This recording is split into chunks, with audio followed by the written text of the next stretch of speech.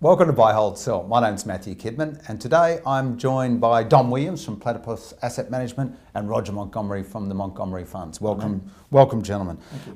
We're going to talk growth. There's not much about it in the economy, but there's some stocks that offer you some growth. I'll start with you, Don. SEK, the job board that's turned into a very big business, but still growing quite strongly. Yeah, we own SEK. We like the fact that they've managed to acquire an offshore business that will give them another leg of growth. But like most growth stocks, you really need to look for breaks in the market to get some value. They are quite expensive at the moment. A buy, a soft buy. How about you, Roger? Oh, we think we agree with Don. The only difference being we think they're good value. They capture about 70% of the revenue of the market, 90% of the activity, but only 22% of placements. So there's a big push on for placements. Everyone's worried about LinkedIn and the other competitors.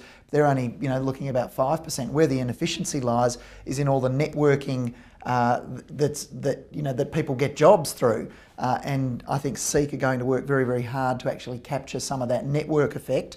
To get people placed and look at outcomes. They're only capturing about 22% of that. A good long-term story. I think so. Okay, now you gave up eating pizzas about 5 or 6 years ago. Probably a bit longer than that. But some people are still eating a lot of pizzas. Yeah, obviously. Domino's. What do you think about Domino's? Well, so much pizza that people are willing to pay 41 times earnings for Domino's. Too expensive? It's way too expensive. But here's the interesting thing. Longer term, I just wonder about the sustainability of a model where the franchisee earns no more than their salary. How long does that keep going? It may go for a very, very long time. I don't know, but I can't justify so we'll call that a at sell. 41 times itself. Are you selling or are you buying those pizzas? We're buying the pizzas. We own Domino's, and it's one that we'll buy on dips. And I guess our rationale is the purchase of the Japanese franchise we think is being undervalued by the market. And that basically explains the high current multiple. Well, let's switch to the other love affair of Australians, real estate, realestate.com. That's buy, hold or sell. We own that, and I'd call it a hold at the moment. I mean, it's a fantastic business with great earnings growth, but the elevated earnings growth, if you like, only lasts for about another 2 years.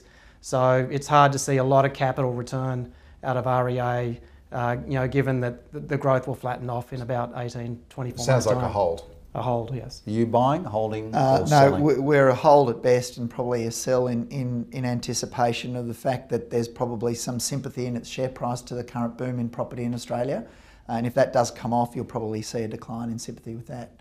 Okay, we had Bathurst on the weekend, and everyone's talking about CARSALES. 2 months ago, we sold our shares in CARSALES, and the reason we did that was that we couldn't explain, looking at Brazil and Korea and Southeast Asia, we couldn't explain why we'd want to pay $1 billion for those businesses when they're not actually earning anything at the moment. I think the analysts that are looking at that business do believe that it will grow at 15%, and they do believe that it'll be the tail wagging the dog eventually, but we think that the risk is very high, that it takes longer than expected, so it's a sell for us. Right.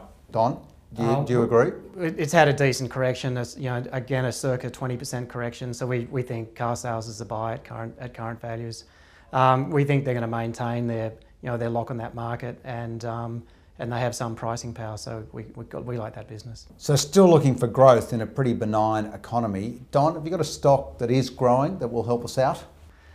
I think RAMSAY is a very high quality growth company. They've managed to grow their earnings per share by circa 15% per annum for a number of years, and with recent acquisitions in Europe and their Australian business still humming along, we think they can continue that growth profile for some years yet. Roger, a growth junkie? We are. What do you like out there? Well, we love RAMSAY. We own RAMSAY as well, and only met with the company last week and just think it's terrific. But the one I'd like to talk about today is Challenger. Challenger, we believe, is just in an incredible position in terms of its benefit to leverage the demographic avalanche that's occurring and the need for income. And we just saw today or yesterday, Colonial announced that on their first choice platform they're going to be putting Challenger's annuity products on there. So that's opened the market up enormously in terms of the planners and dealer groups that can promote those products.